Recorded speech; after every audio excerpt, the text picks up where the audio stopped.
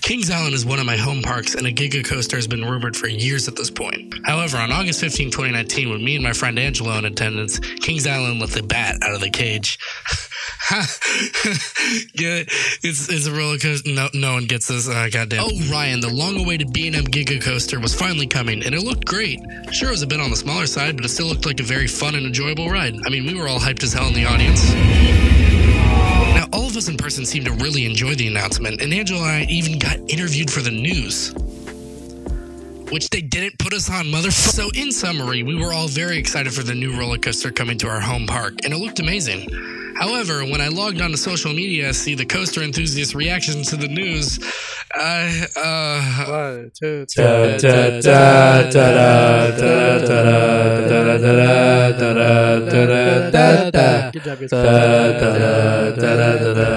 yeah, these Orion reactions, they're not good. This revealed a problem I have with coaster enthusiasts for why I despise them so much. It's that some of them are so goddamn entitled. I said extra, but I meant entitled. First off, let me get this straight. Orion is a fucking Giga coaster. I don't want to hear this. It's a really big hyper bullshit just because the height itself is at 300 feet. Because for those who don't know, probably everybody watching this video, a Giga coaster is any roller coaster that has a height or drop of at least 300 feet to 399 feet. I know it's specific. Fuck you. Now, Orion has a 300-foot drop, which makes it a Giga coaster, while the actual height is only 287 feet. Oh, God. Now, if because the height is not exactly 300 foot, you believe that Orion isn't a Giga coaster and that's your argument, that's fair. But then you must also think that Apollo's Chariot at Busch Gardens Williamsburg is not a hyper, right? I mean, the height of Apollo's Chariot is only 170 feet, so that wouldn't make it a hyper, that'd just make it a really tall mega coaster, right, guys? Right? Am I making you annoyed yet? Obviously, any enthusiast hearing that would act like I just said the N-word because the drop is 210 feet, which makes it a hyper, right? So why is Apollo's Chariot undeniably a hyper, while Orion is not a real Giga? Orion is 13 feet away from 300 feet, while Apollo's is a whole 30 feet away from 200. If we do the math, that's a... One sec. Carry the one. 17 feet difference, proving that you all have a double standard, and I'm asking for you to please stop or I will cry. Now, that's just one... don't click off this video. Now, that's just one reason I think that the argument that Orion is not a Giga is absolutely stupid. Also, let's get the whole it's just not big enough out of the way. That...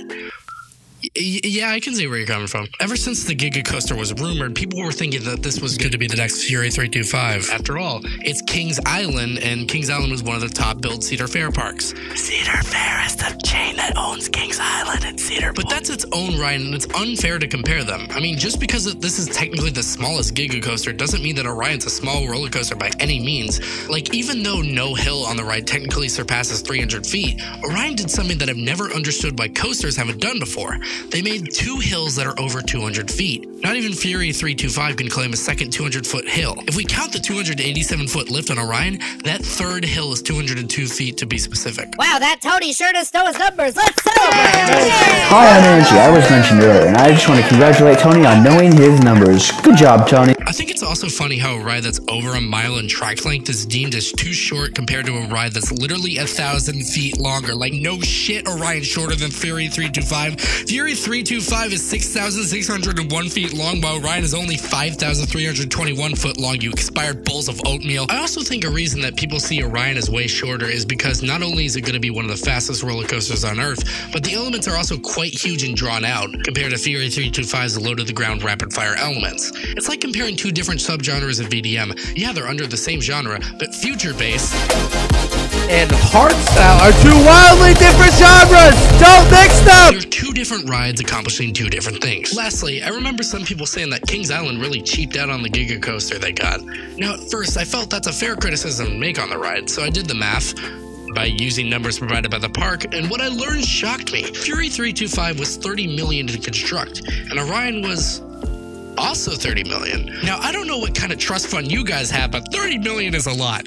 Something important to mention is that Orion literally cost the same amount it took to construct Kings Island when it first opened, and people are still saying they cheaped out.